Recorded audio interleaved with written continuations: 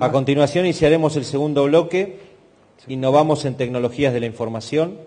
Sebastián Salvaro es técnico de Global Tecno Sociedad Anónima, consultor privado de empresas agropecuarias y director de Simplesa Sociedad Anónima. Bueno, gracias, Rulo. Disculpen la voz. Agradezco la participación de todos ustedes. Como bien Rulo me presentó, soy parte del equipo. El equipo a veces se dedica a organizar estos eventos, parte de ellos, y parte nos dedicamos un poco a poner un saco, una corbata y mostrar lo que todo el equipo de alguna manera hace. En este bloque voy a tratar lo vamos a dividir en dos partes. La primera parte tiene que ver con una exposición mía que tiene que ver con la gestión del conocimiento en las empresas y cómo y dónde creemos que agregan valor. Y la segunda parte vamos a mostrarles fuentes de generación de conocimiento que van por el lado de la innovación y de la tecnología. Y Sirchek y Corbus nos van a mostrar de qué manera ellos estuvieron trabajando en la innovación tecnológica de cosecha y post cosecha. La pregunta que muchos nos hicieron es, ¿cómo se metieron en este tema de gestión de conocimiento? Y a fin del año pasado, cuando hicimos la reunión de fin de año, en la cual mucha gente se imagina que hacemos reuniones de fin de año y comemos asados y demás, la realidad es que hacemos reuniones en las cuales trabajamos más que en todo el año y pasan a ser divertidas también, pero definimos un poco la visión de Global Tecnos. Y la visión de Global Tecnos, como la ven ahí, tiene que ver con que somos generadores de innovación y gestores de conocimiento agroalimentario. Y veníamos de alguna manera haciendo trabajos muy vinculados a materias que son más bien duras. ¿Qué quiere decir materias que son más bien duras? Nos sentimos muy cómodos en todo lo que tiene que ver con presentaciones y desarrollos y análisis de números. Hacemos integrales, derivadas, porcentajes, todo lo que se le ocurre a usted y que es un poco también lo que venimos viendo en la primera parte del seminario. Pero nos dimos cuenta que nos faltaba darle una vuelta de rosca a temas que tienen que ver con las personas. Un tema que es nuevo para nosotros, pero no es un tema nuevo para montones de empresas y montones de instituciones y organizaciones que ya lo vienen implementando. Pero nos dimos cuenta que era importante porque era ahí donde se trababan montones de situaciones que en los Exceles, en los números, en los análisis daban para ejecutar, para hacer y demás, y se trababan porque no había una buena gestión del conocimiento, que no es una gestión de las personas, pero que tiene o está estrechamente vinculado a las personas. Entonces, ese fue el punto de partida con el que empezamos a trabajar. ¿Qué les voy a decir? Salimos de nuestra zona de confort, de alguna manera. La zona de confort, como les decía recién, era hagamos números, analicemos mercados, analicemos proyectos de inversión, hagamos un análisis patrimonial de las empresas. Ahora, trabajar con gestión del conocimiento, algo que a lo primero nos sonaba un poco abstracto, era salirnos de nuestra zona de confort. Y ahí nace el saco y la corbata. ¿Sí? La primera vez que me van a ver, capaz la última, con saco y corbata. ¿Dónde estamos? Saliendo de esa zona de confort, entrando a esa zona de aprendizaje, y esa zona que nosotros llamamos mágica, todavía no la hemos alcanzado y por eso me pongo en una situación de que estamos transitando este camino, en el cual estamos aprendiendo en conjunto con montones de empresas a las cuales estamos brindándole este servicio de poder ser parte o facilitadores de esa gestión de conocimiento dentro de sus organizaciones. ¿Qué es conocimiento? Si tuviésemos que definir conocimiento, tenemos que partir de la realidad. La realidad en general nos da datos. Esos datos son, siempre decimos fácilmente, el precio de la soja, cuántos habitantes tiene Rosario, ¿sí? ¿Qué líneas de colectivo hay en Rosario? Ahora, ¿ese dato es conocimiento o no? Requiere de algo más. Después esos datos son interpretados por personas con distintos mapas mentales o distintas formas de pensar, de sentir, ¿sí? Y hay una interpretación distinta sobre el mismo dato. Un ejemplo que a mí me ayudó muchísimo a entender esto es Hay líneas de colectivo en Rosario. Bien, perfecto. ¿Cuál? 93, el 60. ¿Cuál te lleva más rápido o cuál es el mejor camino para llegar a la fluvial? Y si le pregunto a alguno de ustedes me va a dar una respuesta y si le pregunto a otro me va a dar otra respuesta. Porque a lo mejor a alguno le gusta ir por un camino distinto al otro y lo siente de esa manera distinta y lo interpreta de esa manera distinta. Ahora, una vez que nos ponemos en acción sobre esa información, ahí estamos logrando el conocimiento del que tanto vamos a hablar de aquí en adelante. ¿Sí? El conocimiento es eso que de alguna manera está en cada uno de nosotros, en las empresas, cuando analizamos empresas, o en las personas, cuando analizamos personas, y que no se ve de alguna manera. Tiene que ver con esa emocionalidad, ¿sí? Con esos sentimientos que cada uno tenemos. Ahora, cuando esto lo llevamos a empresas, decimos, ¿dónde está el conocimiento? ¿Está en las empresas el conocimiento? Y ahí aparece la gestión del conocimiento. ¿Por qué? Porque no están las empresas. Generalmente, esto está en las personas. Y gestionar ese conocimiento hace que de alguna manera saquemos esa individualización del conocimiento que cada uno tenemos a una situación colectiva, social, a una sociabilización de ese conocimiento. Y eso es lo que hace, y ahí es donde nosotros estamos convencidos que una vez que podemos gestionar ese conocimiento, vamos a lograr tener empresas muchísimo más ágiles, muchísimo más sustentables, ¿sí? Y que no están reinventando cosas todo el tiempo con ese desgaste que lleva de alguna manera. ¿Sí? ¿Para qué creemos que esto es importante? Básicamente porque en el contexto en el que nos movemos, que ahora algo vamos a ver, necesitamos de innovación. Y el conocimiento genera innovación. Y esa innovación que genera ventajas competitivas en las empresas. Cuando analizamos empresas, esto lo analizamos a nivel país, lo analizamos en alguna organización, exactamente lo mismo. ¿Sí? ¿Y en qué contexto es que nos estamos moviendo? ¿En qué contexto es que estamos analizando el tema de gestión de conocimiento? Se nos corrió un poco la foto, lo agrandamos a Peter Drucker. Peter Drucker decía que estamos en una sociedad de conocimiento. ¿Qué es la sociedad de conocimiento? Una sociedad en la cual el recurso capital, los recursos naturales y el recurso trabajo ya no son suficientes. Y entra este nuevo recurso. Yo soy economista, para los que nos gusta a veces analizar bien ortodoxamente la economía, decimos, bueno, tenemos 3 factores de producción, tierra, trabajo, capital. La propuesta de Peter Drucker, a la cual compartimos y adherimos, es que tenemos otro factor más, que es el conocimiento, ¿sí? Entonces se agrega como un recurso que genera sustentabilidad por la flexibilidad y lo ágil que hacen las empresas, que es el conocimiento, ¿sí? ¿En qué contexto? En este. ¿Qué nos muestra esto? Estamos en un contexto en el cual todo ocurre muy rápido. Vamos a velocidades extremadamente rápidas. En un mundo en el cual tenemos velocidad y también tenemos cantidad. Un dato que está saliendo por todos lados y que nos llama poderosamente la atención es que en el 2016 vamos a tener un tráfico de información por Internet, ¿sí?, que va a ser igual al acumulado de tráfico que tuvimos desde el 84 al 2012. ¿Qué nos genera eso? Un mundo complejo, un mundo en el cual tenemos que necesariamente hacer foco en esta temática de la cual empezamos a trabajar a partir de enero de este año como Global Tecnos.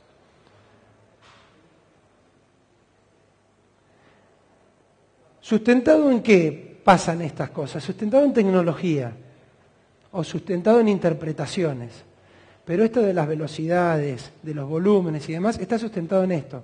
Mails, Twitter, con los nuevos celulares, los nuevos anteojos de Google y montones de cosas que por a veces estar sesgados a nuestro sector solamente no vemos, pero que ya existen y están dando vuelta en el mundo, que es un poco lo que viene y un poco también lo que nos van a contar en la segunda parte de este blog. ¿Sí? Entonces volvamos un poquito a conocimiento para que quede un poquito más claro qué es lo que les quiero transmitir. Fíjense, esta persona era CEO de Hewlett Packard en el 2001 y él decía que si Hewlett Packard supiese lo que Hewlett Packard sabe, sería 3 veces más eficiente en todos los procesos de producción que tiene y con eso lo haría muchísimo más rentable. A la hora de pensar en de qué manera valorizo, cuantifico la gestión de conocimiento, esta es una.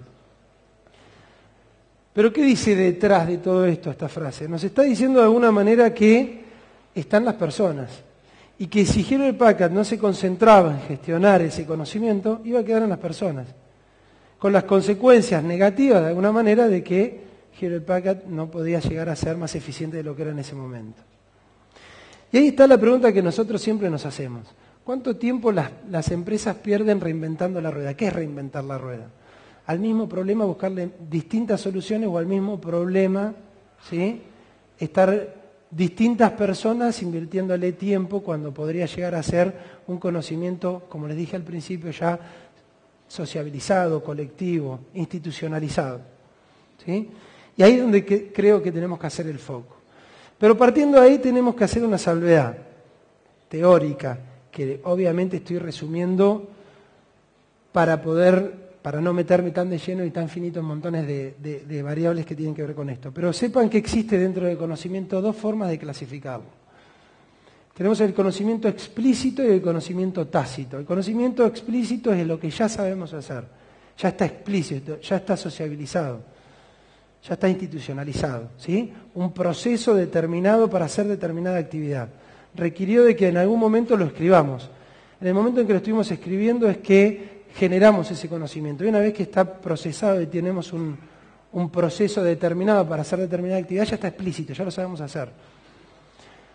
Pero fíjense, como ven ahí, es la parte más pequeña del conocimiento. Lo más fuerte dentro del conocimiento que todos tenemos es el tácito. Y esa parte es la parte más compleja desde el punto de vista de qué es lo que no se ve.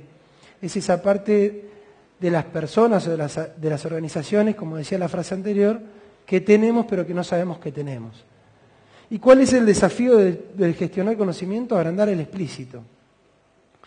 Y en el agrandar el explícito es que estamos haciendo foco con la gestión del conocimiento.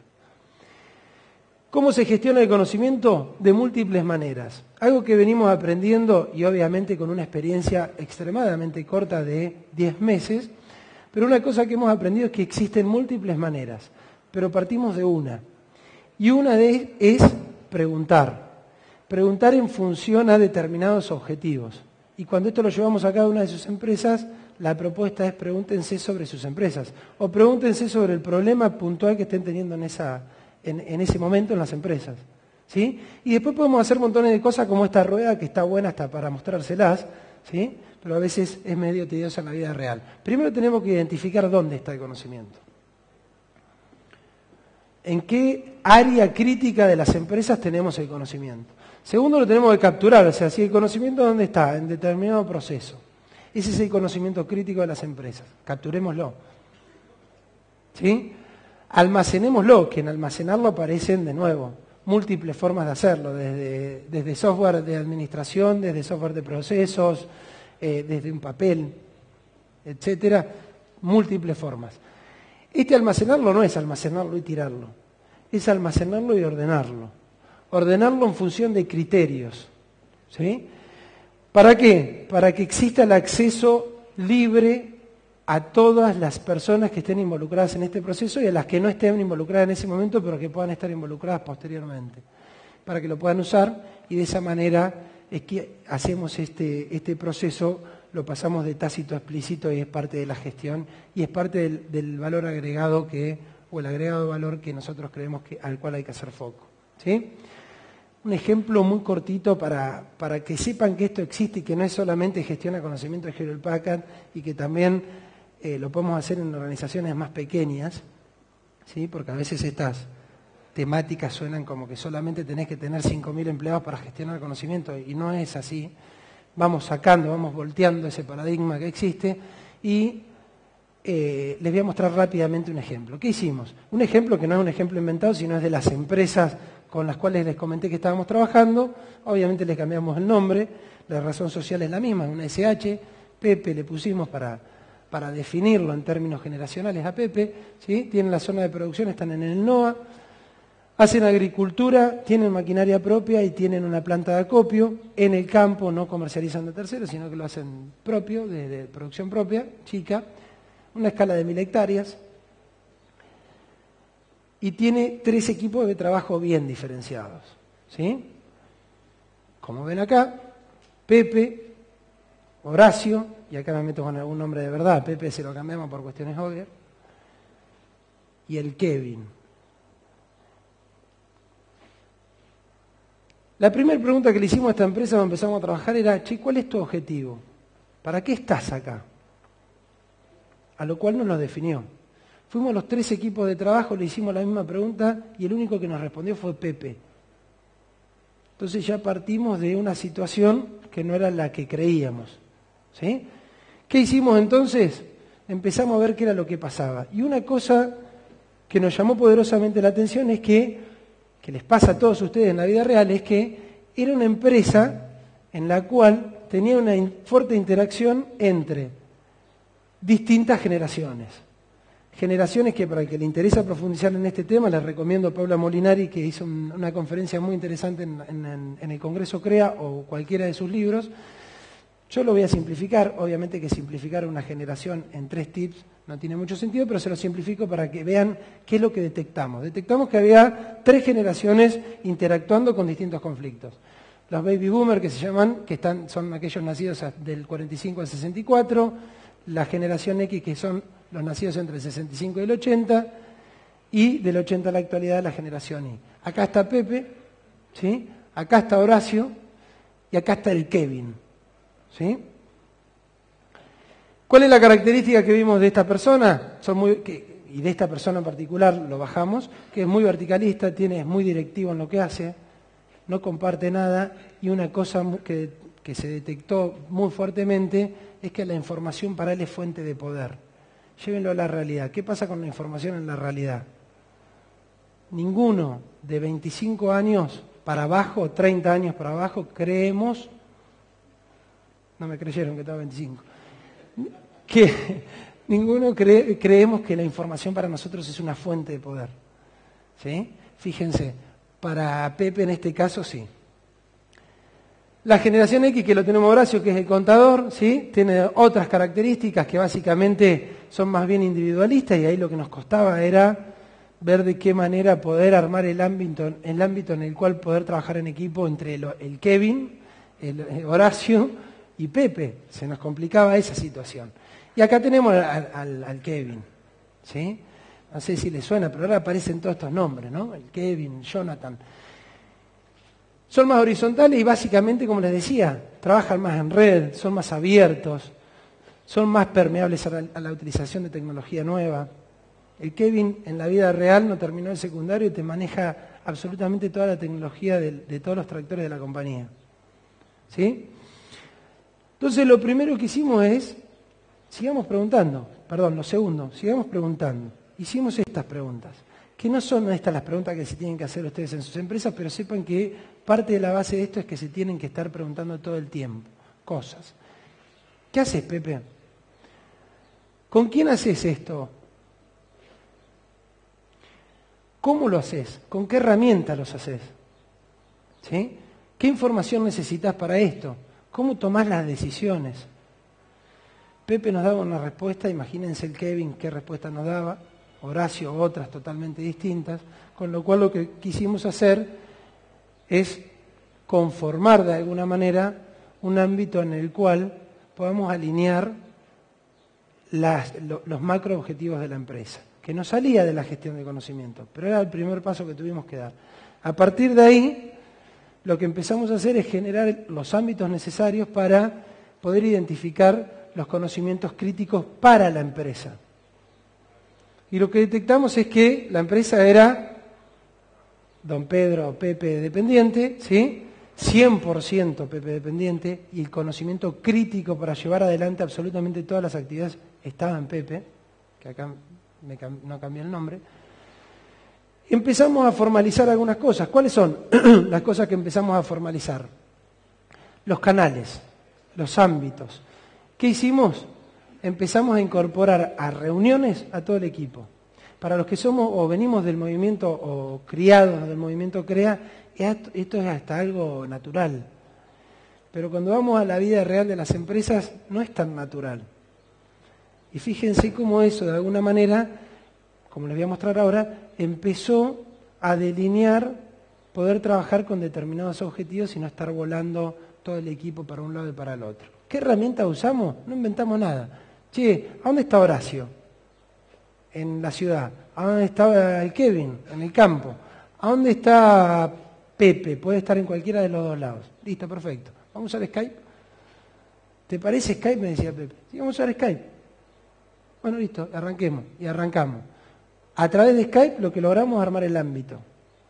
¿Sí? Después lo que empezamos a hacer es, empezamos a hacer registros de cada una de esas reuniones y a través del registro de cada una de esas reuniones empezamos a hacer puestas en común. Y esas puestas en común es esa interrelación personal que nos genera este conocimiento del cual venimos hablando.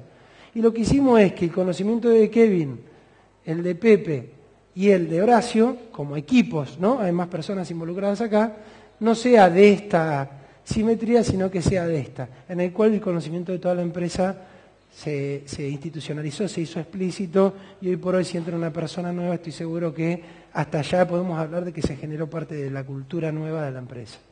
¿Sí? Por eso lo importante es identificar lo que tenés, lo que te falta y la manera de conseguirlo. ¿Sí? La herramienta para nosotros en este caso es preguntar. La función nuestra como Global Tecnos es poder facilitar esos procesos. ¿Sí?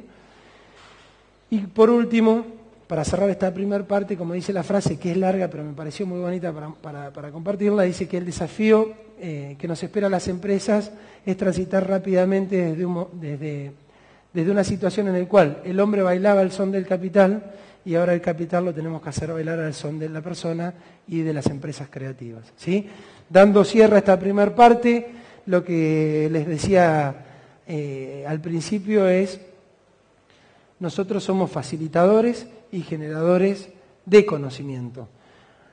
Ahora, ¿qué otras fuentes de generación de conocimiento existen? Y como les mostré rápidamente, y lo hice a propósito rápidamente, existen las tecnologías como fuentes generadoras de. La tecnología en sí no es conocimiento, sino que es generadora de conocimiento. Y como fuente de generadora de conocimiento, lo que vamos a hacer ahora es, vamos a darle paso a Juan, a Carlos, pasen para que nos cuenten, les pido un aplauso para recibirlos.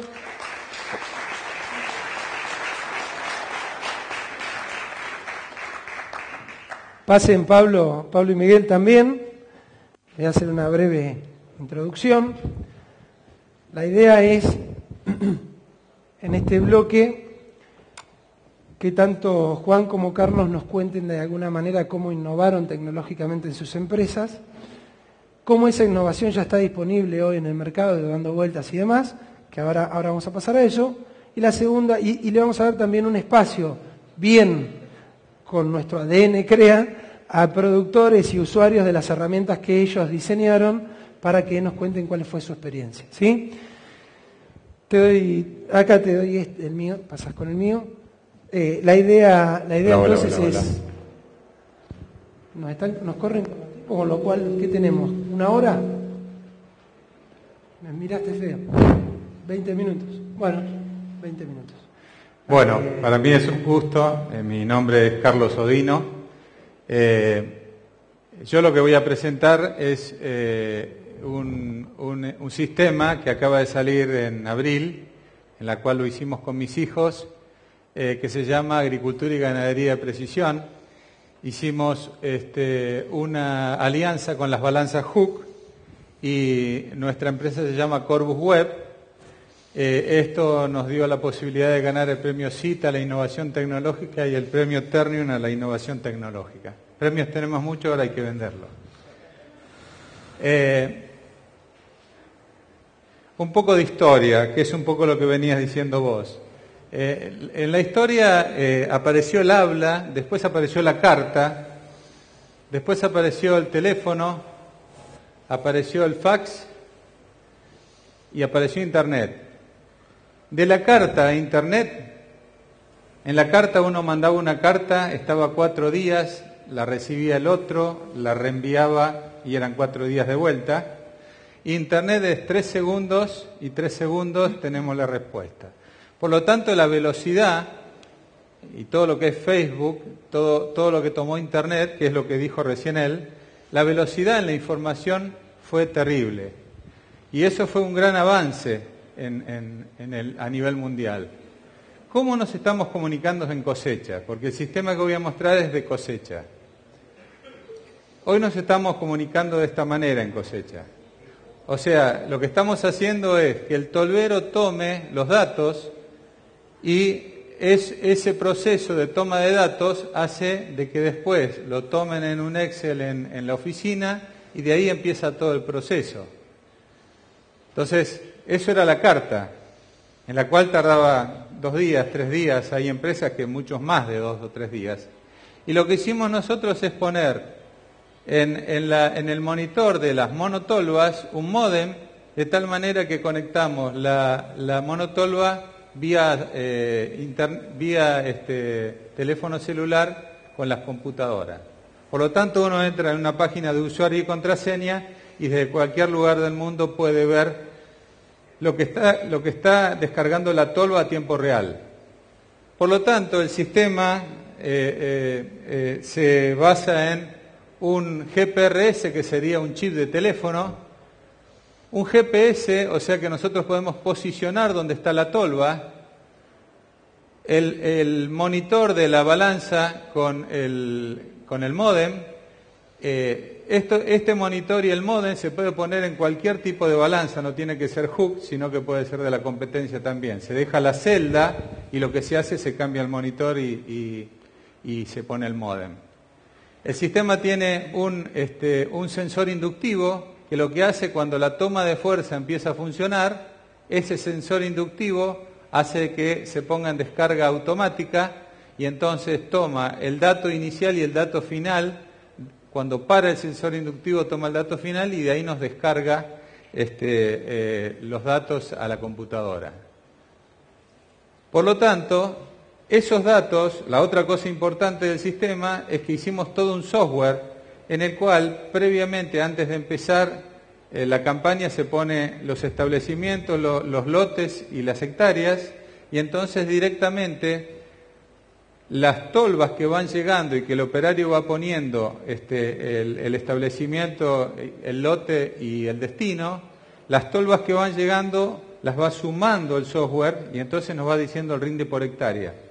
Por lo tanto, a medida que se va desarrollando los distintos días, el software lo que hace es ir tomando todas las tolvas que se descargaban en el lote 1, las suma y las divide por las hectáreas y nos va dando el rinde por hectárea. Nos geoposiciona. Lo que tiene de bueno el sistema es que si el operario se equivocó en el campo, en anotar el establecimiento del lote, nosotros lo podemos corregir desde la oficina.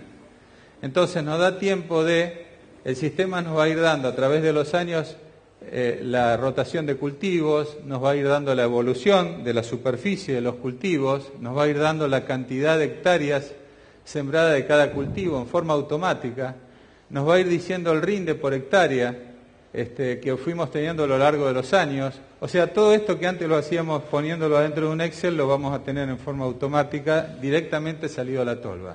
Ahí estamos viendo el sensor inductivo y la descarga automática. Por lo tanto, lo que sí o sí llega es los datos de pesada de tolva por tolva. Y después, si el operario no puso bien algún dato, lo podemos corregir desde la oficina.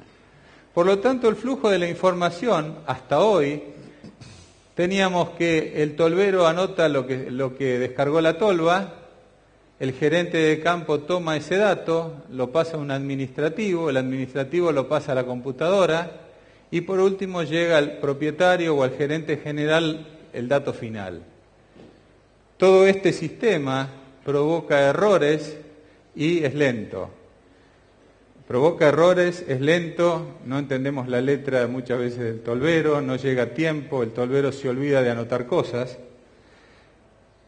Entonces, este flujo se transforma por AGDP, que sería el sistema, en este flujo, en el cual está la tolva en el medio y todos pueden entrar con un número de usuario y contraseña de cualquier parte del mundo a cómo va la cosecha.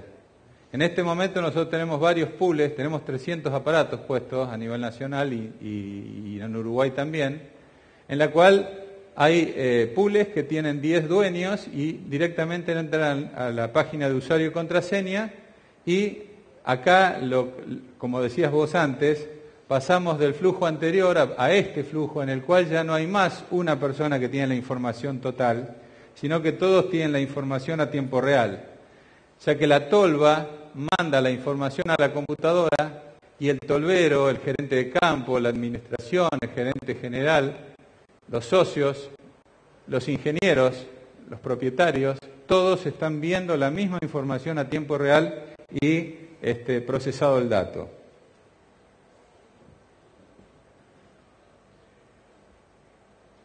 Por lo tanto, ¿por qué AGDP? Porque es un sistema web. Un sistema web es importantísimo entender el concepto, porque el sistema web hace que podamos entrar con un usuario y contraseña desde cualquier parte del mundo. Y a su vez la otra cosa importante es que cada cosa que van diciendo los usuarios, nosotros lo vamos captando y vamos reformando el software de tal manera que les llega a todos gratis a tiempo real. A su vez nos reduce el error humano, que es muy importante. No solo reduce el error humano, sino que da la velocidad en la información. La otra cosa que es muy importante es que podemos controlar el destino de cosecha. Por ejemplo, lo que fue a una bolsa, termina la última tolva de llenar la bolsa y ya lo tenemos a tiempo real. Y si le ponen la humedad, van a tener la humedad y a seco el material. O sea que está hecho el software de tal manera que si van cargando la humedad de cada tolva, le da en seco lo que terminaron cargando. Por otro lado, el soporte en línea es otra cosa muy importante. Cuando ustedes tienen un problema, hay un soporte detrás de esto que hace que se solucionen los problemas en forma rápida. Y ya van a ver, si van a preguntar, que es de bajo costo y es de alta eficiencia. Y la explotación de datos, que no es un dato menor. Cuando uno termina la cosecha, termina con toda la explotación de los datos. Por lo tanto, como dijo Einstein, si quieres que algo cambie, no sigas haciendo lo mismo. Muchas gracias. 10 minutos. Perfecto. Gracias, Carlos. La idea, dame un segundo, Juan. La idea es que por ahí, para cerrar esta primera parte, nos cuentes, Pablo, cuál fue tu experiencia en la utilización de el sistema Corpus Web. Bueno, ¿Cómo nació, cómo se te dio por implementar esta herramienta? Yo lo conocía a Carlos porque me estaba asesorando y me contaba lo que estaban haciendo con sus hijos y bueno, entonces yo un poco arisco al tema informático, a todas estas innovaciones. Es un baby boomer. Me puse a su disposición y bueno, y así lo empecé a usar y bueno, para mí hoy es un sistema automático de gestión muy importante que me sirve para acumular toda la información en tiempo real de todo lo que voy haciendo, desde las rotaciones, los lotes, las producciones de cada lote individual de cada campo, la producción de cada campo, para poder evaluar si rinde un campo o no. Cuando uno tiene campos a porcentaje, es más transparente para el arreglo con el socio que uno tiene, para el ingeniero que a veces uno le paga porcentaje, también es todo más transparente y ellos también lo pueden ver en tiempo que uno lo está haciendo.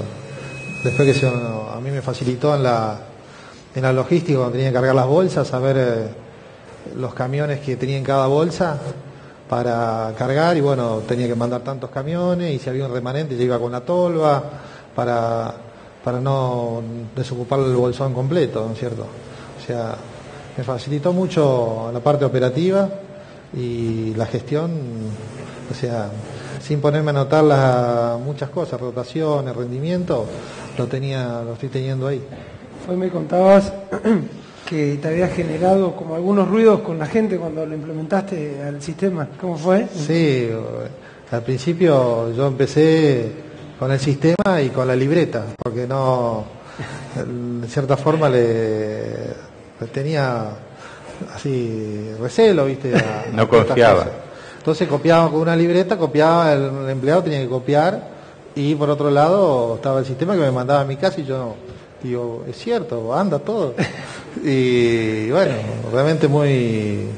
Y por ahí lo llamaba a los empleados y le decía, cargaste tanto en tal camión, y el empleado que no estaba en el lugar decía, ¿cómo sabes? Y miraba si lo estábamos filmando o algo, ¿viste?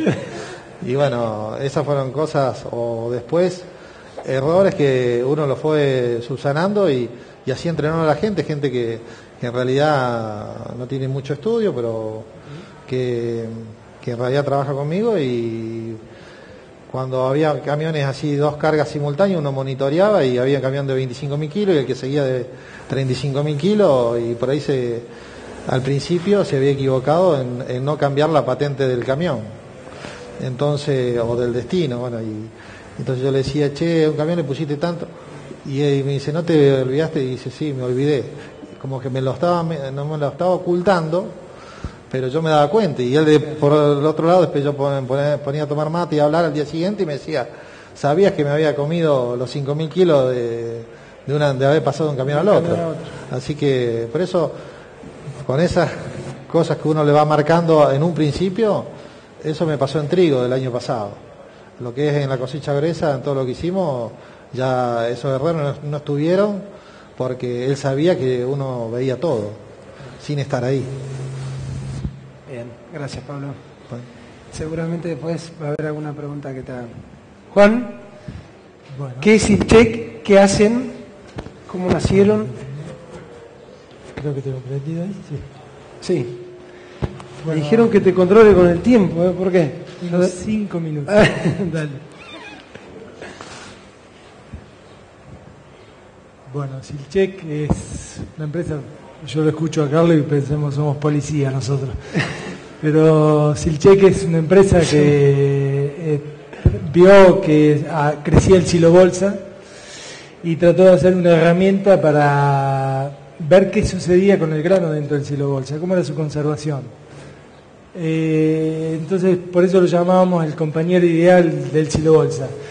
Y tratamos de hacer una herramienta que nosotros vimos, todos los procesos que había dentro del silo bolsa, material vivo, todo lo que se generaba, de tratar de hacer una herramienta simple para el productor, se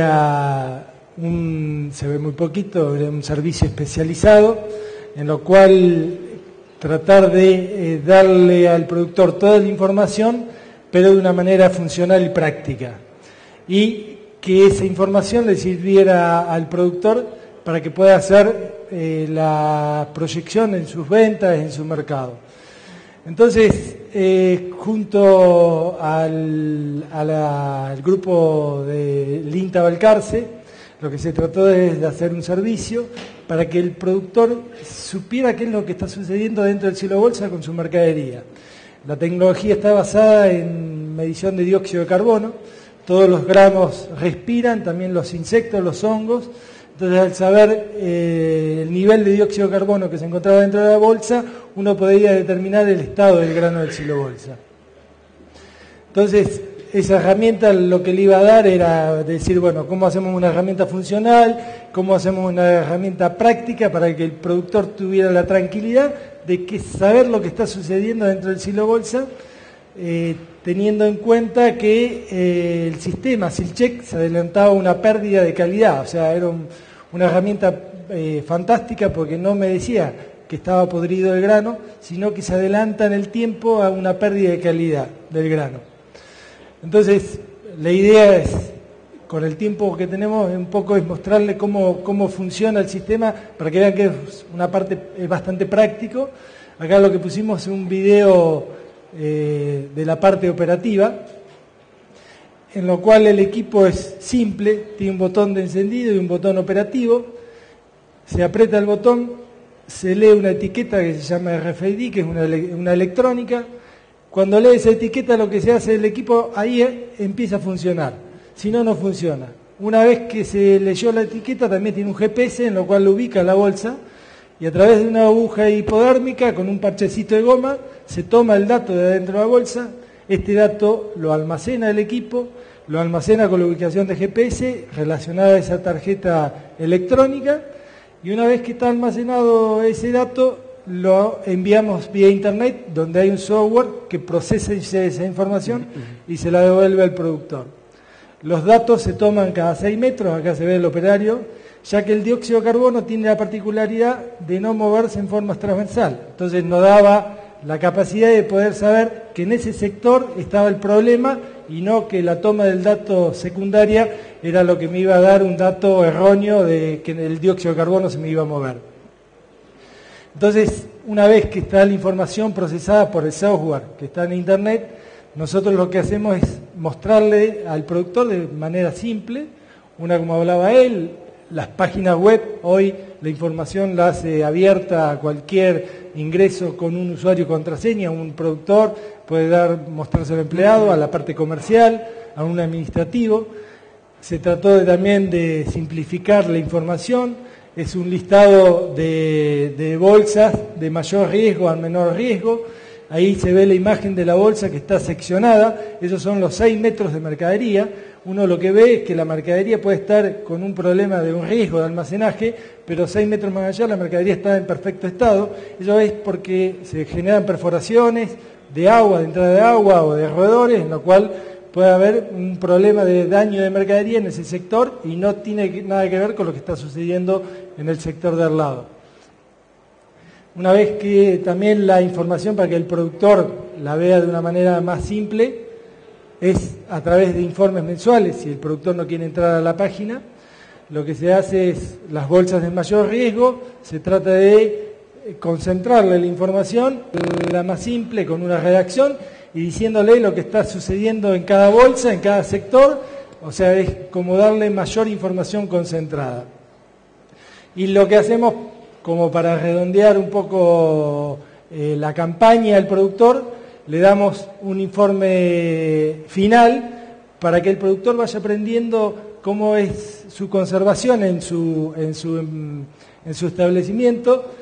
La idea de esto es que el silobolsa es un sistema fantástico, pero necesita de bastante preparación, de programación, ya que uno viene desde el inicio de la preparación del terreno, donde se va a hacer el silobolsa, hasta saber qué es lo que se mete dentro del silobolsa. Entonces la idea es, con este informe final, tratar de que el productor vaya aprendiendo año a año dónde están sus errores, ya que también el sistema le puede marcar, el operario puede marcar lo que es anegamientos, roedores y rupturas.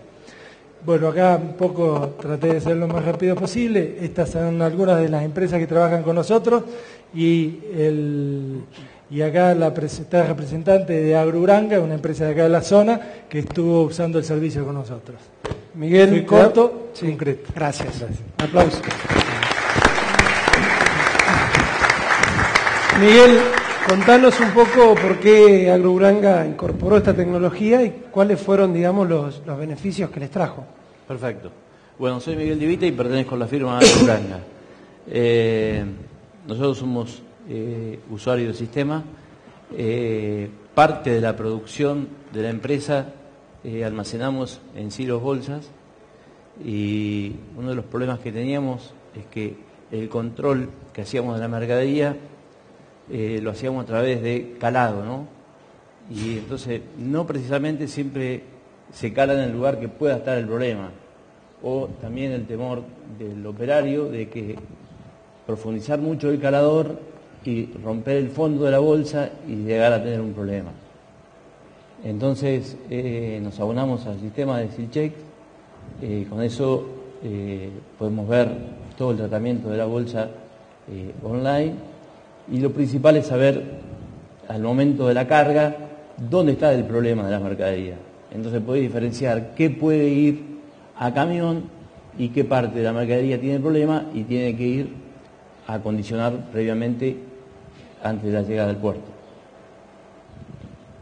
Esos fueron los principales motivos que nos llevó a tomar el servicio de... Anteriormente a la incorporación tenían mediciones de que estaban teniendo pérdidas significativas en los silos bolsa y esto les permitió achicarlas, o antes no se medía y esto además te ayudó a que tenés que medir.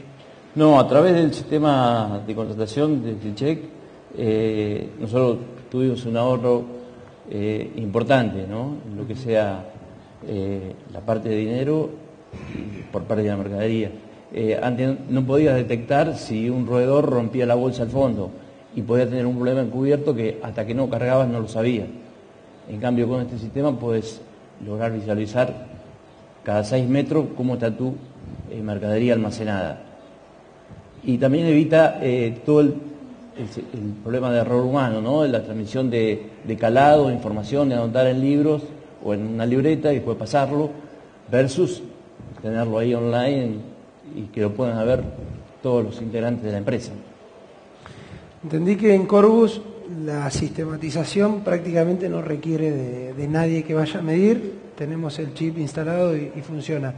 En el caso de SealCheck requiere de ir a medir. ¿Cómo implementaste vos, para contarle a los otros productores, cómo implementaste vos que rigurosamente se haga? Porque ahí necesitamos, no sé si la palabra es rigurosa, pero de que se haga en forma periódica y lógica.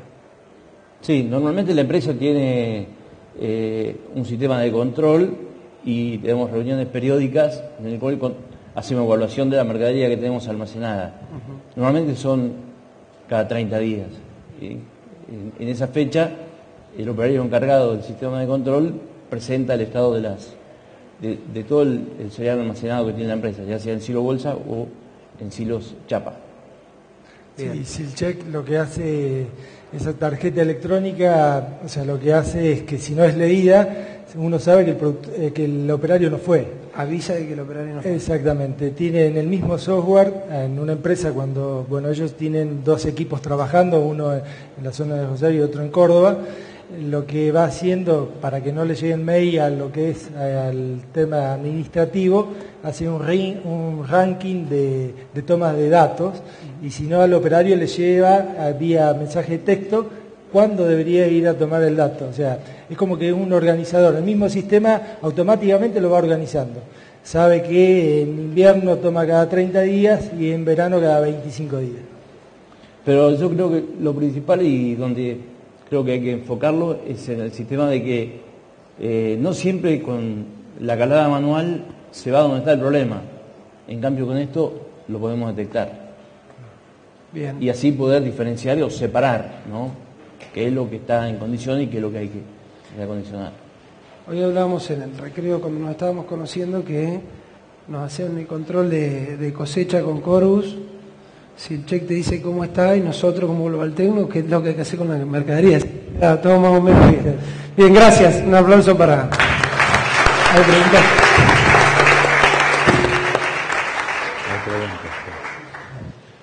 La primera para... ¿Me escuchas? Sí. Sí. La primera para vos, Seba.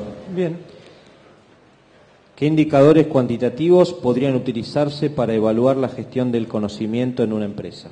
Miles. Es la pregunta que hacíamos a cada uno de la gente que llamamos a que nos ayude con este tema. Vamos a medir. La realidad es que no existe un indicador. El indicador lo terminás diseñando en función de la empresa y lo que quieras ver y lo que quieras medir. Pero sí, puede ser tiempo. O sea, lo más fácil de hacer es cuánto tiempo tenía dedicado a tal actividad y cuánto tiempo tengo ahora. Hay miles. Bien. Pablo, en base a su experiencia, ¿cuál ha sido la mayor dificultad que enfrentó durante el entrenamiento del personal? No, dificultad es un seguimiento, una perseverancia en seguirlo, a que aprenda que tiene que poner qué lote, qué campo, primero, qué lote y el destino. Si es una bolsa, si es un camión en la patente, que aprenda. Pero una vez que lo incorporó, puede ser el primer día, le enseñás, puede cometer errores siguiéndolo el día siguiente, pero después, y si comete uno a los 3 o 4 días después,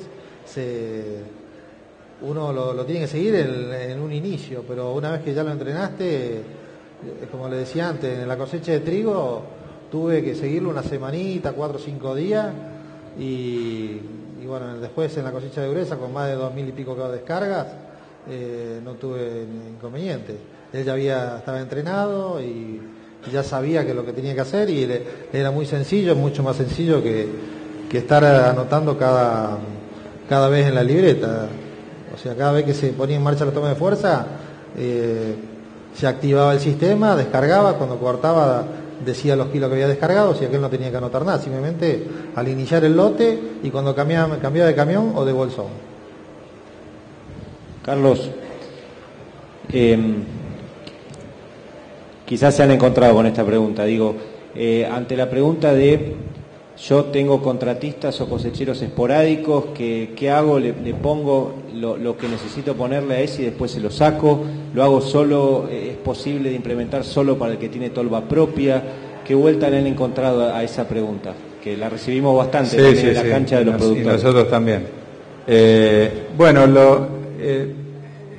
hago un pequeño resumen, porque es largo de contestar, pero para aquel que tiene las tolvas propias es sencillo, compra el sistema y se acabó la historia. Para aquel que tiene contratistas, hay dos grandes grupos, los que tienen contratistas fijos siempre, que generalmente se ponen en contacto con el contratista y bueno, a lo mejor el contratista pone la plata para poner la balanza y el dueño pone la conectividad. Eso es lo más común que está pasando.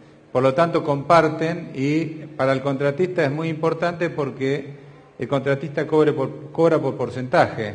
Entonces es muy transparente todo lo que le pasa. No tienen roces. Y sobre todo cuando van a cosechar a campos que van a porcentaje. Y con respecto a los que van cambiando en forma permanente de contratistas, hay dos opciones. Siempre hablando que el contratista no lo quiere poner, ¿no? Hay dos opciones. Una opción que es la más común es que compraron, supongamos, tienen 5 tolvas que vienen a cosechar todos los años de distintos contratistas. Bueno, compran 5 aparatos, los aparatos cuestan 8.200 pesos, o sea que con 40.000 pesos vos tenés todo el sistema ya comprado y después tenés que poner la conectividad que sale 300 y pico de pesos por mes. Entonces, por tolva. Esa es una opción. Y la otra opción es que vos, en plena cosecha, tenés todo armado, pero tuviste que traer 2 cosechadoras más a cosechar. Bueno, esas sigue anotando la libretita, esas 2, y vos las pasás después al sistema. O sea que ahí están todas las variantes que pueden haber. Perfecto. Y Asilchek. ¿Hay algún grano en particular donde la medición tenga mayor precisión? En caso de tener que recomendar a un productor comenzar a usar el sistema, ¿por qué grano le diría que comience, si es que hay alguno? No, generalmente lo que se está trabajando en los granos básicos, trigo, maíz, girasol, cebada, lo más que más precisión tiene, pero ya el sistema lo tiene en cuenta porque se le carga ese dato, es lo que es semilla. Semilla, como uno tiene que mantener el poder germinativo, lo que hace que cualquier daño de conservación que puede llegar a generar dentro de la bolsa, lo primero que cae es el poder germinativo de la semilla. Entonces, cuando se carga semilla o se va a guardar ese bolsón para semilla, lo que hace el sistema cambia las variables que ve que va a necesitar y entonces el sistema le va dando diferentes niveles de riesgo para que esa mercadería por ahí no sirve para semilla, pero sí sirve para comercial. Bueno, siendo casi las 13 y se escucha el crujir de las panzas, les agradecemos muchísimo por el panel. Muchas gracias, Eva.